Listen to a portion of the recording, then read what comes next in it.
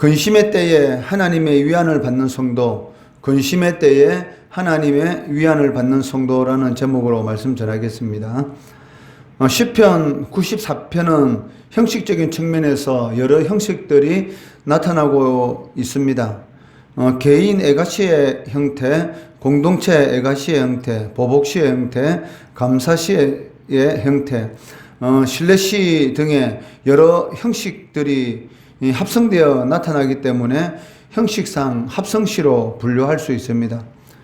그리고 전체적인 내용은 하나님이 정의로운 심판자이시라면 왜 악인들이 세상 속에서 음모와 술수로 권력을 장악하고 의인들을 괴롭히도록 허용하시는가라는 문제에 대해서 다루고 있습니다. 시편 기자는 1절, 2절 말씀에서 하나님에 대하여 복수하시는 하나님이시다. 그리고 세상을 심판하시는 하나님이시다라고 이렇게 부르면서 악인들이 언제까지 날뛰도록 방치하실 것인가를 하나님께 질문하고 있습니다. 3절 말씀해 보시면 여호와여 악인이 언제까지 개가를 부르리까라고 묻고 있다는 것입니다. 그리고 이들 악인들이 행하는 그 악한 일들이 무엇인가에 대해서 5절과 6절에 말씀하는데 5절 말씀해 보시면 주의 백성을 짓밟으며 주의 소유를 공고하게 한다라고 말씀하고 있고 6절 말씀에서는 가부와 나그네를 죽이며 고아들을 살해하는 일들을 자행한다라고 말씀하고 있습니다. 이러한 일들도 악한 일이지만 이보다 더 악한 것은 신성모독적인 이 발언을 통해서 하나님을 직접적으로 대적한다는 것입니다. 7절 말씀해 보시면 말하기를 여호와가 보지 못하며 야곱의 하나님이 알아차리지 못하리라 하나이다 라고 말씀하고 있습니다. 이러한 악인들의 말과 행위에 대하여 하나님은 그들에 대해서 어리석은 자, 무지한 자라고 책망합니다. 8절 말씀해 보시면 백성 중에 어리석은 자들아 너희는 생각하라. 무지한 자들아 너희가 언제나 지혜로울까라고 말씀하고 있습니다. 이처럼 악인들이 어리석고 무지한 그 이유가 무엇입니까? 9절 말씀해 보시면 귀를 지으신 이가 듣지 아니하시랴 눈을 만드신 이가 보지 아니하시랴 라고 말씀하고 있다는 것이죠. 악인들이 그 신성이 모독적인 그 발언을 통해서 하나님을 직접적으로 대적하는 그 이유가 무엇입니까? 7절 말씀해 보시면 그 하나님께서 보지 못하고 야곱의 하나님이 알아차리지 못하리라 라고 생각하고 있기 때문인 것이죠. 그렇지만 하나님은 이 귀를 지으시고 눈을 만드신 분이시기 때문에 하나님이 듣지 못하신다는 말이 되지 않는 것이고 눈을 만드신 이가 보지 못한다라는 이 말이 되지 않는다는 것이죠. 그러나 시편 기자는 이 귀와 눈을 만드신 이가 어찌 보지 못하겠느냐고 반문하면서 악인들에 대해서 조롱하고 있습니다. 이는 어떻게 창조주 하나님께서 인간보다 못하겠느냐라는 그러한 의미를 가지고 있다는 것입니다.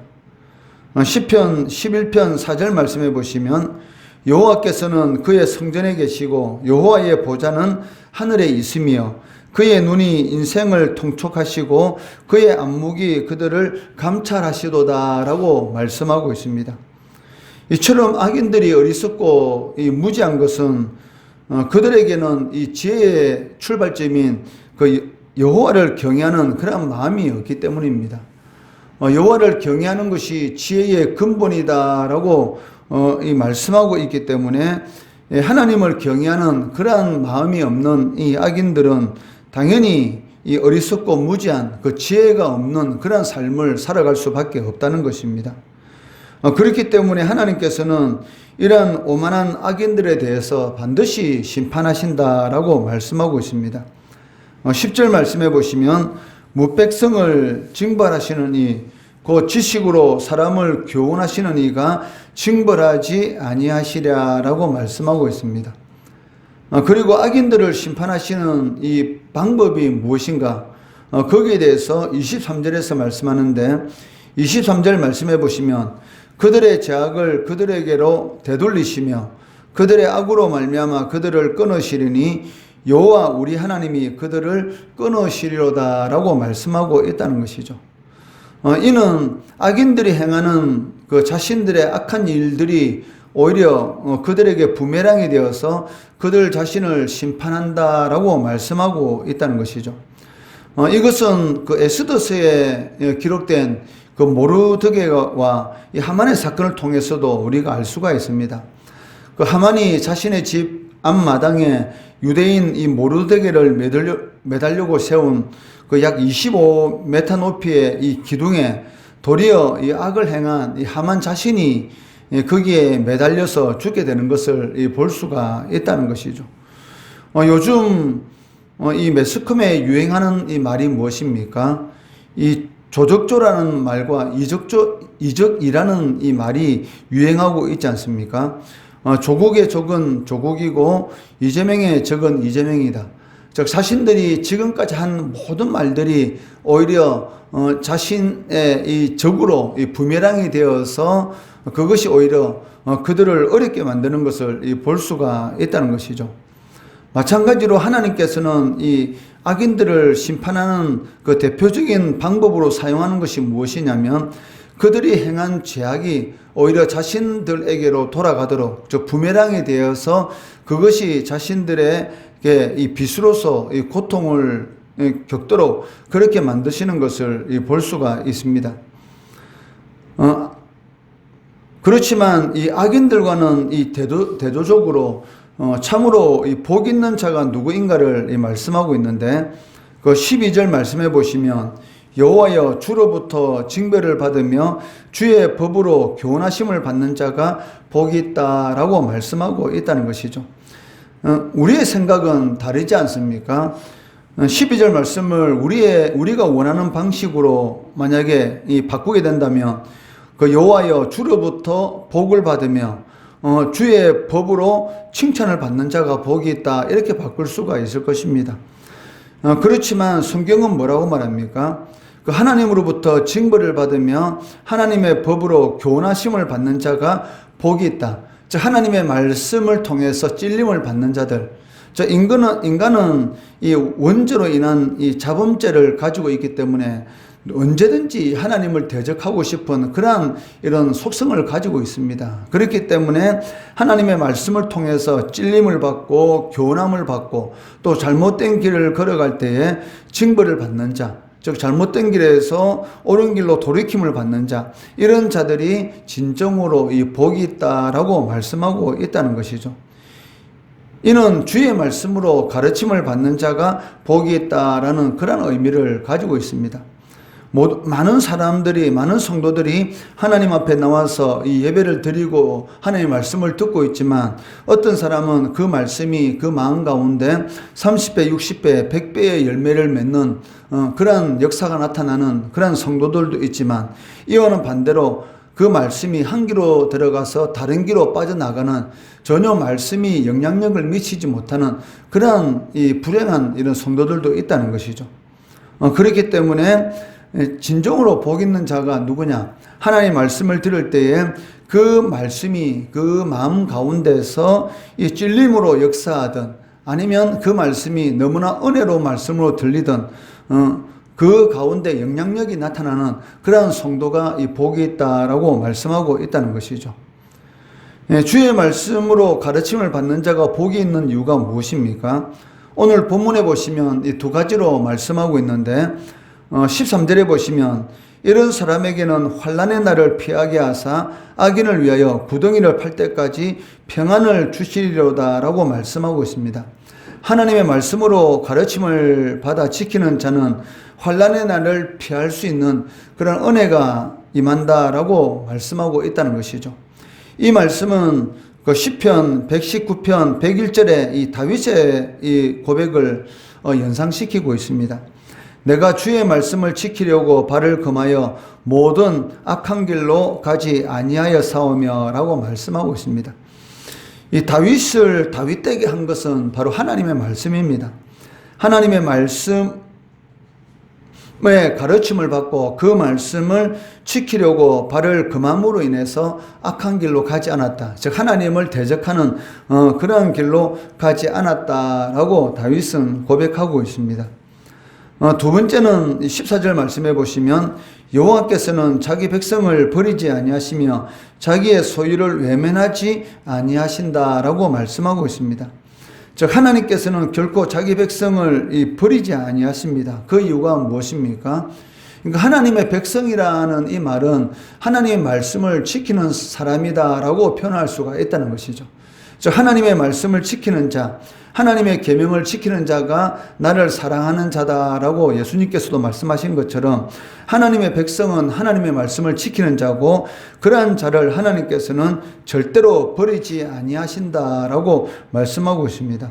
사무엘상 12장 22절 말씀해 보시면 여호와께서는 너희를 자기 백성으로 삼으신 것을 기뻐하셨으므로 여호와께서는 그의 크신 이름을 위해서라도 자기 백성을 버리지 아니하실 것이요 라고 말씀하고 있다는 것이죠.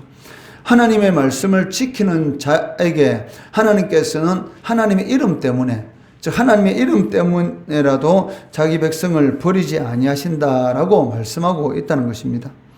이 때문에 시편 기자는 여호와 하나님을 자신의 요새고 자신이 피할 바위시라라고 당당히 고백하고 있다는 것이죠. 22절 말씀해 보시면 여호와는 나의 요새시요 나의 하나님은 내가 피할 반석이시라라고 말씀하고 있습니다. 주님의 말씀에 이 가르침을 받고 지키는 자가 참으로 복이 있다라는 것은 성경의 여러 곳에 이 말씀으로 기록되어 있습니다. 계시록 1장 3절 말씀에 보더라도 이 예언의 말씀을 읽는 자와 듣는 자와 그 가운데에 기록한 것을 지키는 자는 복이 있다라고 말씀하고 있다는 것이죠. 그렇기 때문에 진정으로 이 복이 있는 자는 누군가? 바로 하나님의 말씀이 들리는 자들, 그리고 그 말씀이 그랑가에어 삶 가운데 적용하면서 지키는 자들, 이러한 자들에게 하나님께서 이 복을 주시는데 그 환난의 날을 피하게 하시고 내가 하나님의 백성이구나, 진정으로 하나님의 사랑받는 자라는 것을 깨닫는 그런 은혜를 베풀어 주신다라고 말씀하고 있습니다. 그렇기 때문에 하나님의 말씀이 들린다는 것, 그 말씀이 나에게 찔림으로 들릴 수도 있고 은혜로운 말씀으로 들릴 수도 있지만 하나님의 말씀이 이 들림으로 그 말씀을 내 삶 가운데 지켜야 되겠다라는 그런 마음이 나의 마음속에서 일어나는 것, 그 자체가 하나님 앞에 큰 복을 받은 자다라고 말씀할 수가 있다는 것이죠. 하나님의 가르침을 받고 그 가르침대로 살아가도록 부르심을 입은 자, 이들이 바로 성도입니다. 내가 진정으로 하나님의 자녀이고 하나님의 백성이다라고 생각한다면 반드시 하나님의 말씀을 지키는 그러한 삶의 모습이 우리의 삶 가운데 나타나게 된다는 것입니다. 이러한 자들에게 주시는 가장 큰 은혜가 무엇입니까? 바로 19절 말씀의 은혜인 것이죠. 내 속에 근심이 많을 때에 주의 위안이 내 영혼을 즐겁게 하나이다. 우리가 살아가다 보면 여러 가지 걱정, 근심, 거리에 많은 일들이 생기지 않습니까? 그러한 때에 하나님의 말씀을 지키는 자에게 주신 은혜가 있는데 그것이 무엇입니까? 바로 주님의 위로인 것이죠. 사람이 주는 이 위로는 그 순간은 어느 정도의 위로가 될 수 있지만 그 순간이 지나면 사라지게 됩니다. 그렇지만 하나님이 주시는 위안은 어떻습니까? 내 영혼을 즐겁게 하나이다 라고 고백하는 그런 은혜인 것이죠. 즉 내 속에 근심이 많을 때에 주의 위안이 내 영혼을 즐겁게 하시나이다. 즉 주의 말씀을 우리의 삶 가운데 지키고 그를 통해서 하나님께 영광 돌리는 그러한 삶을 통해서 내 속에 근심이 많을 때에 주의 위안이 내 영혼을 즐겁게 하나이다 라는 이런 고백이 우리의 삶 가운데 임하는 성도 되시기를 주의 이름으로 축원합니다.